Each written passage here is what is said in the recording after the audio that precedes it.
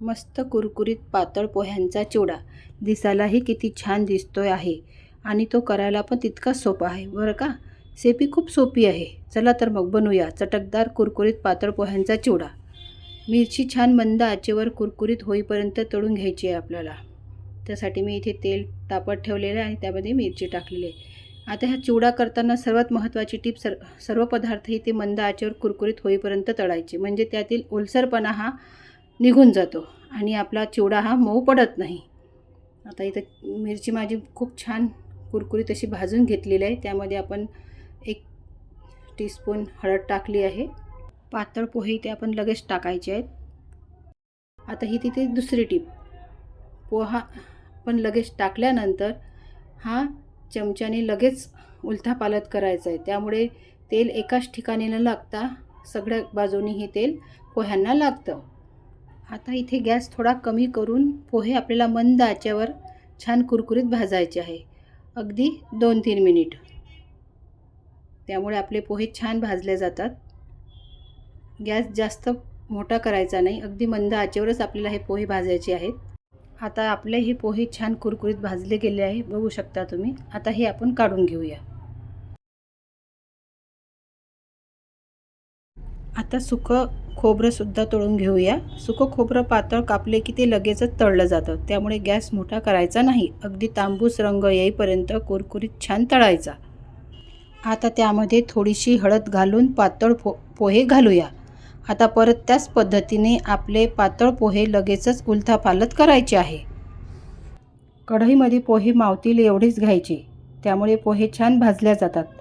परत असे 2 मोठे चमच्याने पटापट उलथपालथ करायचे. एक बॅच भाजायला फार वेळ घ्यायचा नाही, फार तर 2 ते 3 मिनिट. बघू शकता पोहे छान कुरकुरीत भाजले गेले आहे. आता हे आपण काढून घेऊया.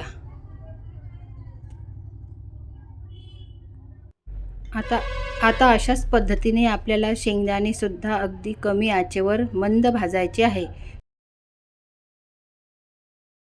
1 चमचा हळद टाकून परत पोहे टाकून घेऊया. कढईत मावतील तेवढेच पोहे घालून घेतले. आता छान 2 चमच्यानी हे छान उलथापालथ करून घेऊया. अगदी 2 ते 3 मिनिट आपण हे पोहे भाजून घेतले. आता हे परत हे काढून घेऊया. आता तळायचे आहे कढीपत्ता. आता कढीपत्त्यामधील मॉइश्चर जाईपर्यंत छान मंद आचेवर तळून घेऊया. कढीपत्ता पण छान खुळखुळ आवाज येईपर्यंत छान तळला गेलाय. आता त्यामध्ये हळद घालून पातळ पोहे घालूया. अगदी 2-3 मिनिट आपल्याला हे पातळ पोहे भाजायचे आहे. अगदी हळूहळू उलथापालथ करून घेऊया आपण. पातळ पोहे असतात ना, ते अगदी लगेचच तुटतात, त्यामुळे अगदी हळूहळू आपल्याला ते भाजायचे आहे आणि उलथापालथ करायचे आहे. आता आपले हे भाजले गेलेले आहेत. आता आपण हे काढून घेऊया. आता आपल्याला फुटाण्याची डाळ तळायची आहे. फुटाण्याची डाळ खूप जास्त तळायची नाही, कारण ती आधीच खूप भाजलेली असते. जर खूप जास्त तळली तर ती खूप कडक होते, त्यामुळे अगदी थोड्या प्रमाणातच भाजायची. बरेच जण काय करतात की पातळ पोहे हे तेल न टाकताच फक्त कढईमध्ये भाजून घेतात व नंतर वरून हळद घातलेले तेल घालतात. त्यामुळे पोह्यांना पाहिजे तसा कुरकुरीतपणा येत नाही. तेल घालून पोहे भाजले की कुरकुरीत होतात व त्याची चवही छान लागते. आता इथे कढई जास्त तापवायची नाही. थोडे तेल घालून हळद भाजली जाईल एवढीच तापवायची व नंतर गॅस बंद करायचा. आता त्यामध्ये मुरमुरे टाकून हळदीचे तेल सर्व मुरमुऱ्याला लावून घेऊया. बघू शकता किती छान कलर आला आहे मुरमुऱ्यांना. आता आपण चिवड्याचा मसाला तयार करूया. इथे मी 3 चमचे साखर घेतली, थोडं तिखट, थोडं मीठ नंतर चवीनुसार वाढवूया आणि 1 चमचा लिंबू सत्व. आता हे सर्व जिन्नस मिक्सरमधून बारीक वाटून घेऊया. लिंबू सत्व खूप कमी घेऊया. इथे तुम्ही चाट मसाला सुद्धा वापरू शकता, पण मी लिंबू सत्वच वापरले. हे बघा, मसाला छान तयार झालेला आहे आणि ह्या मसाल्याची चव छान आंबट, तिखट, गोड येते. पोहे गरम असतानाच हा मसाला सर्व टाकायचा आहे, म्हणजे मसाला सर्व पोह्यांना छान लागतो.